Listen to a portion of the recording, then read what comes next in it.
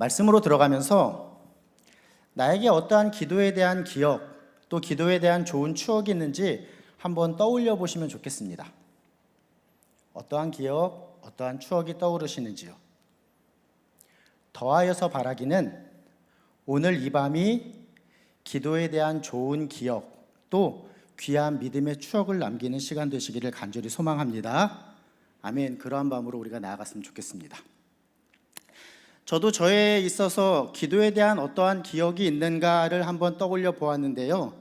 그랬더니 하나님께 간절하게 기도했던, 아니 어쩌게 보면 하나님과 간절하게 딜을 했던 어렸을 때의 모습이 떠올랐습니다. 때는 지금으로부터 40여 년 전 1984년이었습니다. 이 시기에 아마 특송한 친구, 우리 청년부 친구들은 아직 태어나지 않은 친구들도 계실 텐데요. 당시 저는 초등학교, 아니죠, 국민학교 1학년 학생이었습니다. 제가 거의 나이가 밝혀지고 있는데요. 1984년에 목사님이 초등학교 1학년, 아니 국민학교 1학년이었다. 나이 계산 막 하고 계시지 마시고, 자, 내용으로 들어오겠습니다. 자, 저는 국민학교 1학년 학생이었는데요. 당시 집에서 학교까지의 거리가 좀 있어서 버스를 타고 다녔습니다. 버스를 타고 등하교를 하곤 했는데요. 제 기억으로는 버스표를 팔았습니다. 종이로 된 버스표가 있었고, 그 당시 제가 국민학교 1학년 때 버스표가 60원이었던 것으로 기억합니다. 그때는 어른들이 동그란 버스 토큰을 가지고 이렇게 버스를 탔던 것으로도 기억합니다. 어떤 분들은 고개를 끄덕끄덕하고 계시고요. 어떤 분들은 속으로 목사님 옛날 사람 이렇게 하는 소리가 막 들리는 것 같습니다. 지금은 버스 정류장에 가면 이렇게 버스가 몇 분 후에 옵니다, 곧 도착이 몇 번입니다 라고 이렇게 있고, 우리가 핸드폰으로도 버스 운행에 대한 정보를 알 수 있지만, 당연히 당시에는 버스 운행에 대해서 알려주는 시스템이 없었습니다. 그냥 기다리고 있다가 버스가 오면 타는 그와 같은 시스템이었습니다.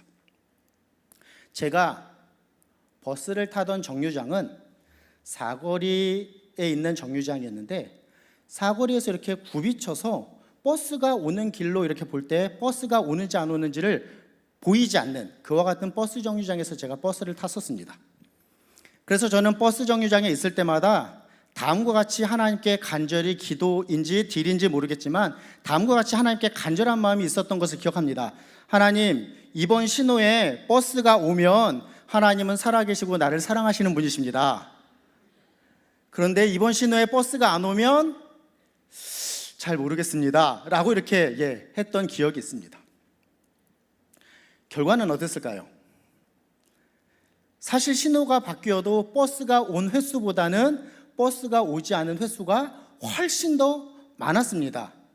그럼에도 불구하고 하나님께서 저에게 은혜를 베풀어 주셔서 제가 이렇게 하나님의 살아계심을, 또 하나님께서 나를 사랑하시는 분이심을 믿고 이 자리에 서 있습니다. 큰 은혜죠. 사랑하는 우리 성도님들, 어떠한 기도 제목을 가지고 오늘 이 자리에 나오셨는지요? 똑같지는 않겠지만 제가 앞에서 잠시 설명드린 것과 같은, 어쩌면 내 기준만으로의 기도 제목을 가지고 나오신 분들도 계실지 모르겠습니다. 그리고 기도하지만 하나님께 응답을 받는다라는 것이 무엇인지 아직은 잘 모르겠다라고 하시는 분들도 계실지 모르겠습니다.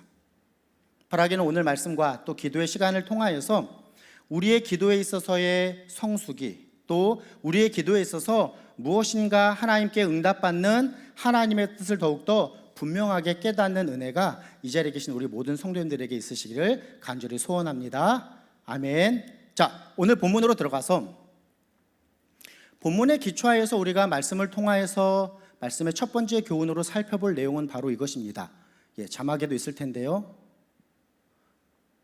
한번 읽어볼까요? 읽습니다. 시작. 요한이 예수님께 여쭈었다라는 것이 오늘 말씀의 첫 번째 교훈입니다.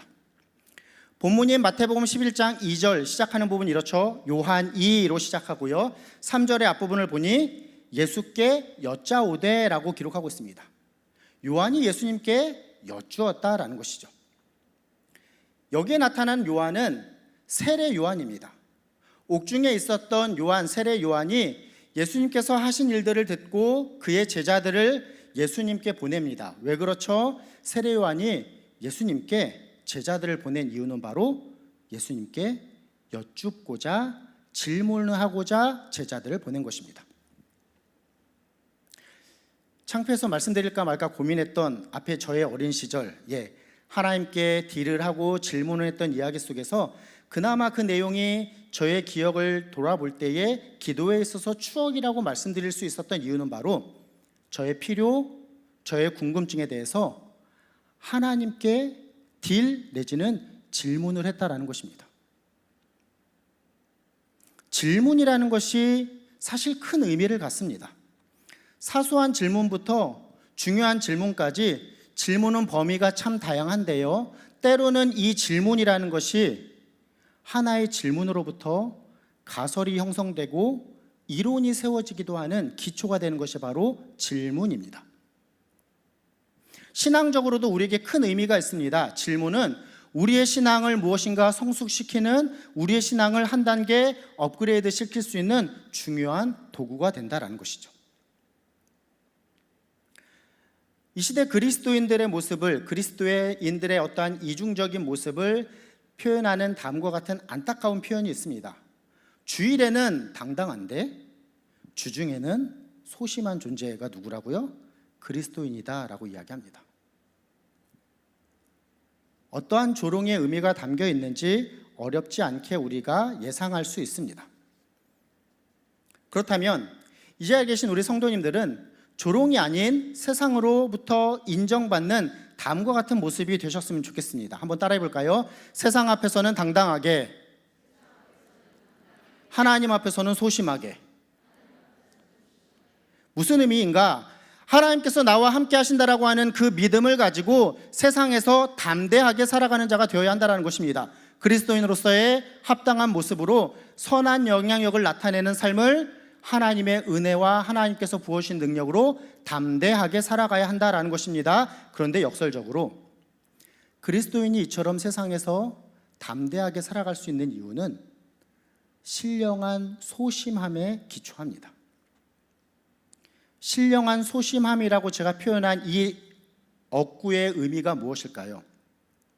세상을 살아감에 있어서 하나님, 이렇게 하는 것 하나님께서 원하시는 것일까요? 저렇게 하는 것이 하나님께서 원하시는 것일까요? 하나님, 내가 이렇게 하는 것 하나님께서 기뻐하시는 모습입니까? 하나님, 저렇게 하는 것 하나님께서 기뻐하시는 모습입니까? 를 고민하며 묻는 것이 바로 신령한 소심함입니다. 이처럼 하나님의 뜻을 구하고자 하는 그 소심함, 어찌 보면 그 진중함이 있을 때에 역설적으로 우리가 하나님 앞에서는 소심한 모습일지는 모르나 세상 앞에서 담대하게 살아갈 수 있게 되는 것입니다. 말씀드린 이 신령한 소심함에 오늘 말씀에서 우리가 첫 번째로 살펴보고 있는 교훈인 요한이 예수님께 여쭈었다라고 하는 의미를 발견할 수 있습니다. 무엇일까요?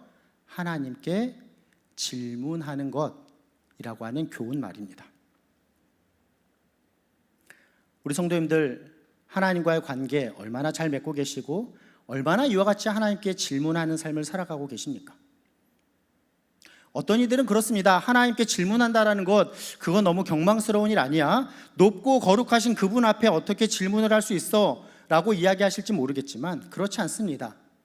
하나님은요, 우리와 멀리 계신 분이 아니십니다. 그분께서는 하늘 보좌를 버리시고 우리와 같은 모습으로 우리 가운데 오셔서 우리와 친밀한 관계를 맺고 싶어 하시는 분이십니다. 그리고 질문이라는 것은요, 생각해 보면 사실 사랑을 전제로 하는 행위입니다. 남녀 간의 사랑에 있어서도 어떤 단계들이 있습니까? 사랑이 있어야지 관심이 있습니다. 그 관심이 어떻게 나타나죠? 질문으로 나타납니다. 꽃이 좋아, 현금이 좋아? 뭐 이렇게 질문을 하잖아요. 제가 아내한테 하는 질문입니다. 우리가 예수님께 질문한다는 것도 마찬가지입니다. 그만큼 예수님께 관심과 사랑이 있다는 것을 반증하는 것이 질문을 한다는 것입니다. 생각해보면 그렇습니다. 막연하게 살아가는 영적인 무관심의 삶에 있어서 우리가 하나님께 어떠한 질문도 나오지 않겠죠. 무관심하기에. 살펴본 하나님께 질문하는 것, 이것이 우리에게 구체적으로 적용되는 모습이 있으니 그것이 바로 무엇이라고요? 기도입니다.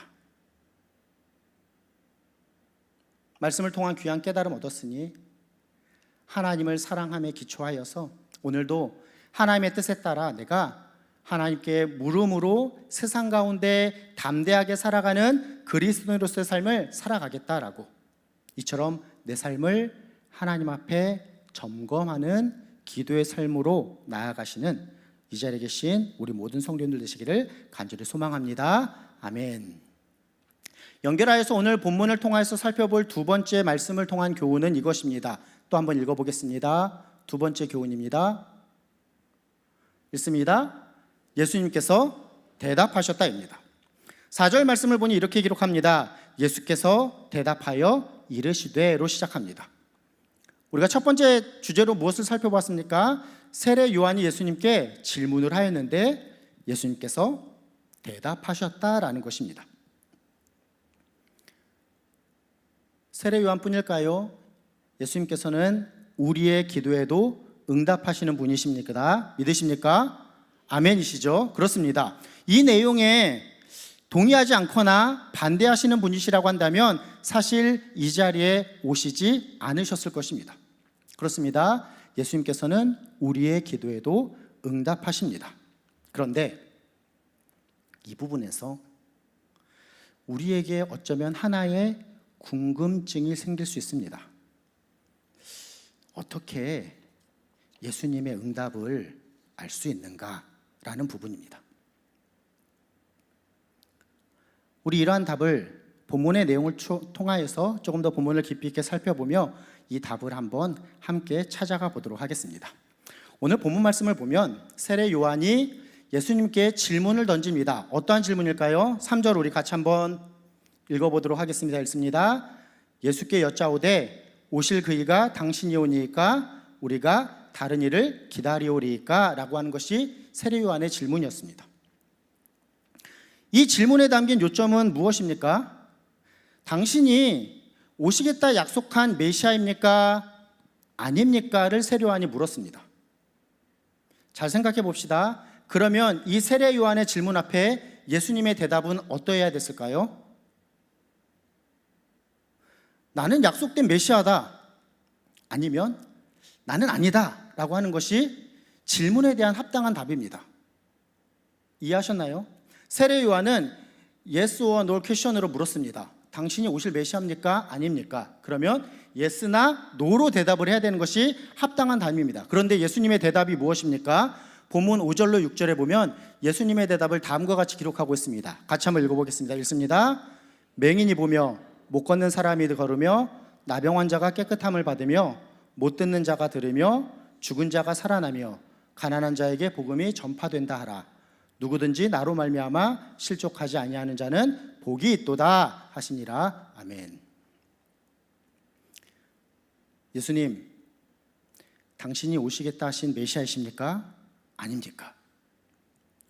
맹인이 보며 못 걷는 사람이 걸으며 나병 환자가 깨끗함을 받으며 누구든지 나로 말미암아 실족하지 아니하는 자는 복이 있도다.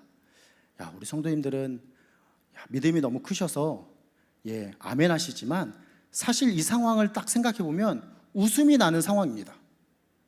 메시아입니까? 아닙니까를 묻고 있는데 맹인이 걸으며 못 걷는 사람이 걸으며 나병 환자가 깨끗함을 받으며 이렇게 대답하고 계시는 것이죠. 사랑하는 성도 여러분, 세례 요한이 던진 질문의 형태와 예수님의 답을 연결해서 생각해 보면 사실 예수님의 답은 좀 엉뚱합니다. 그렇습니까? 아닙니까를 묻는데 다른 이야기를 하고 계시죠. 그래서 제가 오늘 설교의 제목을 예수님의 동문서답이라고 이렇게 정해보았습니다. 어쩌면 우리의 기도 생활도 이와 비슷한 모습은 아닐까 생각해 볼 수 있습니다. 우리가 예수님께 질문하면, 즉 우리가 예수님께 기도하면 예수님께서 그 기도에 딱 맞춤의 답을 딱 맞춤의 때에 주십니까? 그런 경우가 많이 있으면 참 좋겠습니다. 오늘도 금요 기도회가 있는데 주님, 제가 교회에 갈까요? 아니면 야구를 볼까요? 이렇게 질문했을 때에 그래, 가라. 오늘 최 목사 말씀이 좋다고 하더라 라고 이렇게 이야기를 듣고 이 자리에 나오신 분들이 혹여나 계실지는 모르겠지만 사실 저를 포함해서 아마 대부분의 성도님들은 예배가 있으니 자연스럽게 이 자리에 나오셨을 것입니다. 그러면 요한은 이 예수님의 말씀을 통해서 자신이 던진 질문에 대한 답을 받았을까요? 받지 못했을까요? 결론부터 말씀드리면 예수님의 답은 동문서답이 아니었습니다. 오히려 예수님의 답은 우문현답이었습니다. 어쩌면 세례 요한을 포함한, 세례 요한이 보낸 제자들은 분명히 그런 생각을 가졌을 것이고 그 당시 거의 대부분의 사람들은 아마 이러한 메시아적인 생각을 가지고 있었을 것입니다. 로마의 압제하에 있는 이 이스라엘을 정치적으로 해방시켜 줄 수 있는 메시아를 기다리던 그 모든 상황 속에서 당신이 오실 그 사람입니까? 아닙니까?를 물었을 때에 내가 메시아이다 라고 했으면 모든 사람들은 다 그들이 기대했던 정치적인 메시아로 해석했을 것입니다. 답을 얻었을 것입니다. 그런데 예수님 무엇이라 답하고 계십니까? 구약에서 예언한 그 메시아가 바로 나이다 라고 하는 답을 하고 계시는 것입니다. 물론 오늘 본문 말씀은 침묵하고 있지만 요한은 오실 그이, 즉 메시아가 바로 예수님이시다라는 사실을 분명하게 깨달았을 것입니다. 이러한 추측이 아닌 답이 된다라는 것을 우리가 또 함께 찾아가 보도록 하겠습니다. 요한은, 즉 세례 요한은 아비야 반열의 제사장이었던 사가랴라고 하는 사람의 아들이었습니다. 아버지가 제사장이었기 때문에 세례 요한 또한 제사장 출신이었습니다. 물론 그가 광야에 외치는 자의 소리로서 주님 오실 길을 예비하는 사역을 감당했지만 그는 출생적으로 제사장이었습니다. 그렇기 때문에 그 당시 가지고 있었던 성경인 구약 성경에 대한 이해가 풍성하게 있었던 자로 생각해 볼 수 있습니다. 그렇다고 한다면 이 세례 요한이 예수님의 답을 통해서 어떠한 답을 얻게 되었을까요? 구약 이사야 선지자가 예언한 오실 메시아에 대한 말씀을 통하여서 예수님께서 구약에서 예언하고 계신 메시아이시다라는 사실을 분명하게 깨달았을 것입니다. 메시아 도래에 대한 약속의 말씀입니다. 이사야서 35장의 4절로 6절 말씀인데요, 앞에 스크린에 준비되어 있습니다. 우리 같이 한번 읽어보도록 하겠습니다. 읽습니다. 겁내는 자들에게 이르기를 굳세어라, 두려워하지 말라. 보라, 너희 하나님이 오사 보복하시며 갚아주실 것이라. 하나님이 오사 너희를 구하시리라 하라. 그때에 맹인의 눈이 밝을 것이며 못 듣는 사람의 귀가 열릴 것이며 그때에 전능자는 사슴같이 뛸 것이며 말 못하는 자의 혀는 노래하리니 이는 광야에서 물이 솟겠고 사막에서 시내가 흐를 것임이라. 아멘. 오실 그이가 당신입니까? 아닙니까? 라고 하는 이 세례 요한의 질문 앞에 예수님께서는 오늘 본문 마태복음 11장 5절 6절 말씀에서 이 내용에 대해서 대답을 하고 계십니다. 구약 이사야 선지자를 통하여서 주시는 메시아에 대한 예언의 말씀을 말입니다. 그러하기에 오늘 본문을 통하여서 우리가 세 번째로 얻게 되는 말씀을 통한 교훈은 바로 이것입니다. 같이 한번 읽어봅니다. 시작. 예수님께서 말씀으로 대답하셨다라는 것입니다. 오늘 설교를 시작하면서 오늘 말씀 시간을 통해서 또 기도의 시간을 통해서 우리의 기도에 있어서의 성숙이 있으면 좋겠습니다. 또 하나님의 뜻을 더욱더 분명하게 깨닫는 은혜가 있었으면 좋겠습니다 라고 소원하며 축원하였습니다. 이처럼 우리 기도에 있어서의 성숙함, 또 하나님의 뜻을 더욱더 분명하게 뜻을 알아가는 그와 같은 깨달음을 경험하는 방법, 그것은 바로 우리의 기도에 있어서 하나님의 말씀을 분명하게 붙잡고 기도해야 한다는 것입니다. 다시 말씀드립니다. 우리 기도에 있어서 성숙함을 경험하는 방법, 우리가 더욱더 하나님께 기도 응답을 받는 방법은 바로 우리의 기도에 하나님의 말씀을 분명하게 붙잡고 나아감의 모습이 있어야 합니다. 우리가 말씀을 듣고 깨달을 때에 하나님께서 우리에게 주시는 메시지가 무엇을 의미하는지, 무엇을 뜻하는지를 깨닫게 되는 것입니다. 오늘 본문에 나타나는 예수님의 대답처럼 표면적으로 볼 때는 당장은 모호해 보이고 무엇인가 이해할 수 없는 것처럼 여겨지는 그와 같은 답 앞에서도 우리는 하나님의 말씀이 무엇을 뜻하는지를 붙잡고 있을 때에 이것이 나를 향하신 이러한 메시지구나 라고 하는 것을, 그 분명한 이해를 얻게 된다라는 것이죠. 말씀을 정리해 봅니다. 우리의 기도는 하나님과 잇대어 있어야 합니다. 내가 기도한다고 내 상황에 파묻혀서 내 문제만을 붙잡고 고개 숙이고 나만을 바라보며 하는 기도는 어찌 보면 진정한 기도와는 거리가 먼 모습입니다. 기도가 하나님과의 대화임을 기억하며 내 믿음의 눈을 들어서 그 하나님의 사랑에 기대어, 나 또한 하나님을 사랑한다라고 하는 그 고백에 기대어 나의 문제와 궁금증을 가지고 하나님께 나아가는 기도의 모습이 진정한 기도일 것입니다.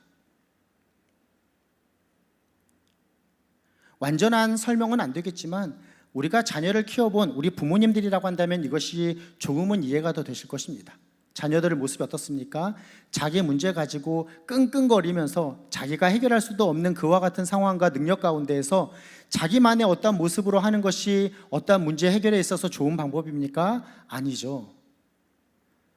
부모에게 나와 그래도 능력이 있는 자에게 요구하고 해결을 구하는 것이 어떻게 보면 그 문제를 해결하는 좋은 방법입니다. 우리가 영적인 하나님의 자녀로서 하나님 앞에 나와 전능하신, 불가능이 없이 모든 것이 가능하신 그 하나님께 나아가 기도함이 우리의 기도의 문제에 있어서 궁극적인 해결이 된다라는 것이죠.